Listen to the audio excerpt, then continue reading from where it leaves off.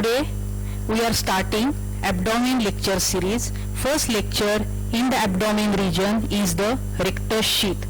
Rectus sheath is the fibroaponeurotic sheath covering rectus abdominis muscle along the both sides of linea alba. This rectus sheath is important clinically because surgeons are doing whatever on anterior abdominal wall. How to take incision is very important. In that case, we have to know the rectus sheath boundaries. This is rectus abdominis muscle. Covering it is the rectus sheath.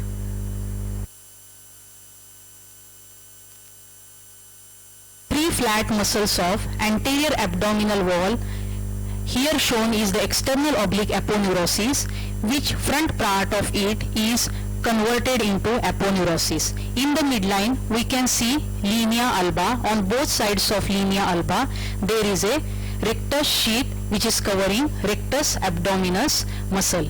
This linea alba is getting attached above to the xiphoid process and below to the pubic symphysis. This rectus sheath is having function of checking bowing of the rectus abdominis muscle during its contraction and increases its efficiency. It also maintains the strength of anterior abdominal wall. Now we will see its features. It is having anterior wall, posterior wall. Anterior wall is complete throughout from xiphoid process to the pubic symphysis. It is having different thickness at different level and it gets attached to rectus abdominis by tendinous intersection. These are the tendinous intersection. Posterior wall is incomplete above the costal margin and below the arcuate line. This is the posterior wall and it is separate from the rectus abdominis. This is the arcuate line which lies midway between umbilicus and the pubic symphysis. Below this arcuate line, posterior wall is deficient and above the costal margin it is deficient. This is the rectus abdominis muscle seen over here on both sides of linea alba. Rectus abdominis has origin from medial head, that is from the front of the pubis, and lateral head from the pecten pubis. Both heads join together and get inserted above in horizontal line of the xiphoid process over the costal cartilage 5th, 6th and 7th. Another muscle we can see, short muscle, that is the pyramidalis muscle. It is present in 20% of individual and it is having origin from the front of the body of pubis and it get inserted on the linea alba midway between umbilicus and the symphysis pubis. This is the pyramidalis muscle. Now we will see how it gets formed. Formation: anterior wall of the rectus sheath is formed by above the costal margin external oblique aponeurosis. This is the external oblique aponeurosis. Posterior wall is formed by, as it is deficient, lies directly on 5th, 6th and 7th costal cartilage.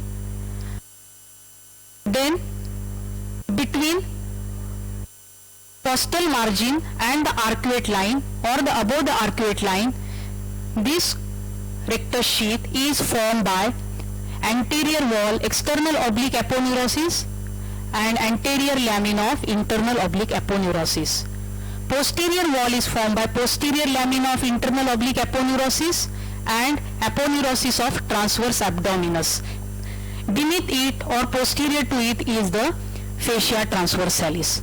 Below the arcuate line, external oblique aponeurosis, internal oblique aponeurosis and transverse abdominis aponeurosis are going anteriorly to form anterior wall of the rectus sheath. Posteriorly, it is deficient and lies directly on the fascia transversalis.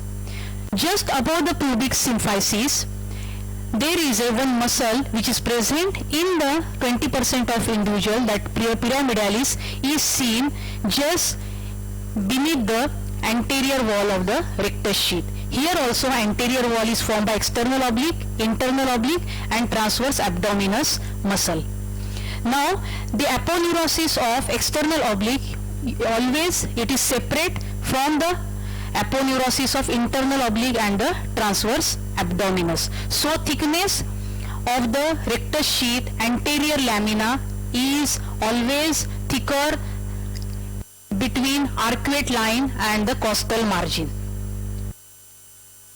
Again this is shown the same pattern of the rectus sheath forming anterior wall and the posterior wall. See, this is below the arcuate line. Rectus sheath anterior wall is formed by all three muscles and aponeurosis, and the posterior wall directly rests on fascia transversalis. Pattern of the fascia transversalis, transverse abdominis and the internal external oblique aponeurosis, how they lie to form anterior and posterior wall above the arcuate line and below the arcuate line, shown here. This is again same. See the anterior lamina and the posterior lamina between arcuate line and the costal margin split here to enclose the rectus sheath. Anterior lamina goes along with the external oblique aponeurosis and posterior lamina goes with the transverse abdominis aponeurosis. Now we see the anterior and posterior wall, its medial and lateral margin we will see.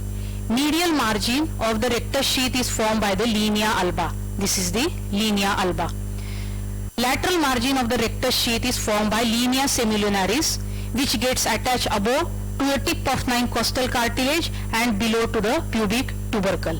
This line is very important as lower 6 intercostal nerves which are supplying the rectus abdominis muscle pass along this plane, and these neurovascular plane always lie between the internal oblique and the transverse abdominis muscle.